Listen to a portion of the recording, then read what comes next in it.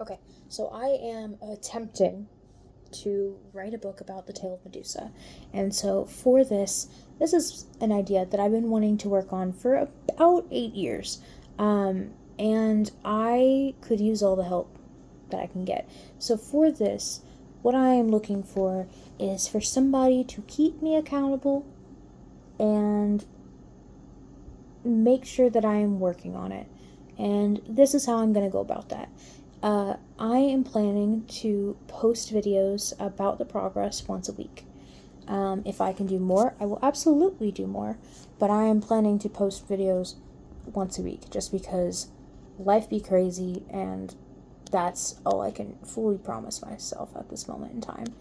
It'll usually most likely be on Saturdays. This week is obviously different, and that's just the way it works. But that is what I'm trying to do. And if you are interested in learning more about this story, if you are a big fan of Greek mythology retellings, if you love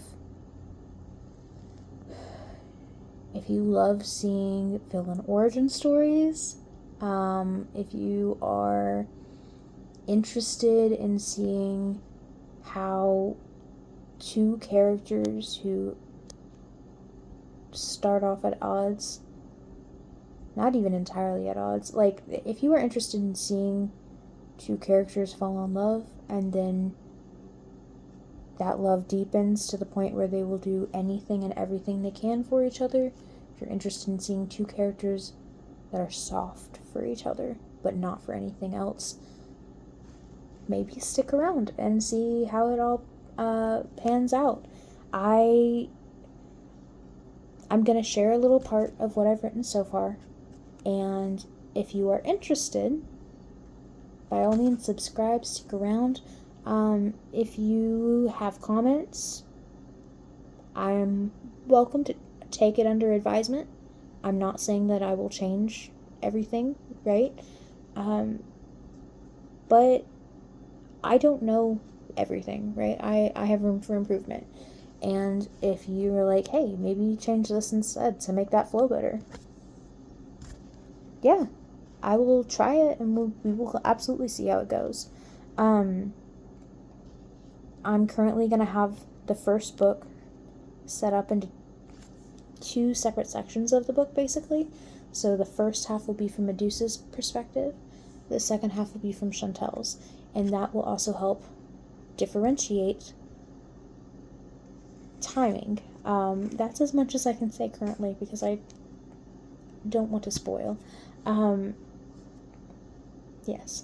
So some key things before I read this part. First thing, Medusa would give up her power for Chantel. Chantel will give up her peace for Medusa. That's something that is very important to their characters. And in this piece that I'm about to read, I hope you kind of see that. And if not, let me know. And if you do see it and you think that it could be expanded on, let me know. Please. 2. Matter can neither be created nor destroyed. I'm going to leave that at that. 3. Knowledge, stories, beliefs, they all have power.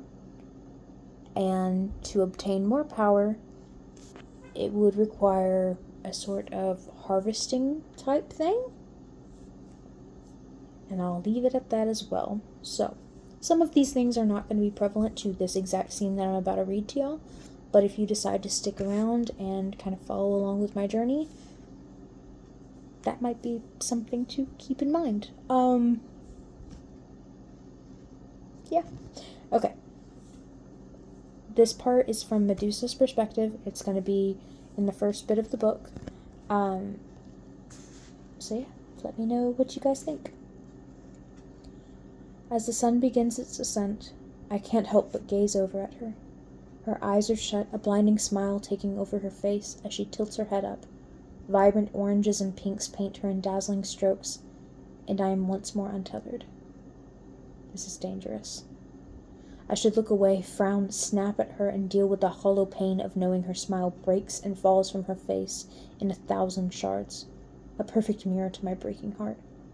Better yet, I should snap out of this. I am a monster, a gorgon. I am Medusa, the terror that kills without remorse and delights in the sanctuary these acts have provided me with. I should say her name, get her to open those pretty eyes I've only dreamed about, and look. Watch the fear and horror overtake her as she tries to scream, run, flee, and beg. Watch the terror when she realizes she can't. Stone inching upwards, bit by bit, anchoring her on the shore and tainting the beauty of her soft curves and gentle expressions with the curse I would call upon her. She is only a danger to me for as long as she draws breath. I can still end this. I can still save myself. A breeze envelops us, and she sighs, her smile getting impossibly brighter as her eyes remain stubbornly closed, and she sways in time with the salty gusts of air. Her chitin flutters about her tantalizingly, and the oranges and pinks of the setting sun make her dark olive skin glow. Her curls are set loose, some blowing across her face and surely tickling the bump of her nose, and yet, without fail, her eyes remain shut. Well, have you decided to kill me or not? Dangerous. Sucking in a quick breath, I decide it's time. Time for her to truly see the monster. And if I decided to kill you, what would you do then? Chantal cocks her head to one side, a mess of curls flowing across her face before she sweeps them back and holds her hair, preventing more from escaping and tickling her. She may still be smiling, but my eyes are drawn to the curve of her neck and the art created from the colors of the sunset and the shadows of her figure. Dangerous. If you truly decided to kill me, I would ask for you to sit me down first, and then tell me to look. If I die, I might as well be comfortable. What? I can't run from you. You're faster than me, and you have wings, though I do feel as though that would be cheating. If I decide to keep my eyes closed, you are far from helpless. You're strong. A smirk saunters across her face. Don't think I haven't noticed. Just because I can't look at your eyes doesn't mean I can't look at you. You have talons, so you could easily cut me and cause me to bleed to death. Save the sounds of nature, silence consumes us as I stare at her. My snakes coil around each other, constantly intertwining and bumping together as I struggle to keep my thoughts straight. And all the while she remains still, waiting for my response as the waves crash behind her and the sun dims, leaving my heart on a rampage in my chest from her striking beauty. Why would you... Emotion strangles my vocal cords, forcing me to pause and take note. Why would you want to look at me?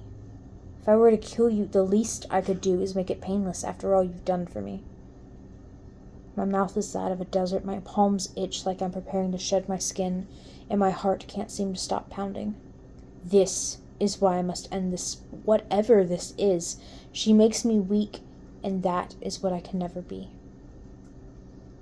A frown takes over her face, causing her brow to furrow as she straightens her head. Gone is her gentle appearance as anger and frustration overtake her. Already I have started ruining the masterpiece before me, and she hasn't even opened her eyes. My powers must be more potent than I thought. Yet, even now, she proves them to be worthless.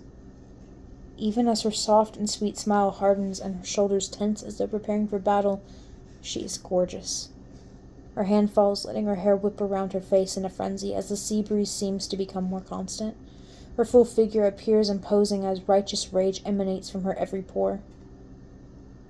I have not bowed to gods, nor have I bowed to men.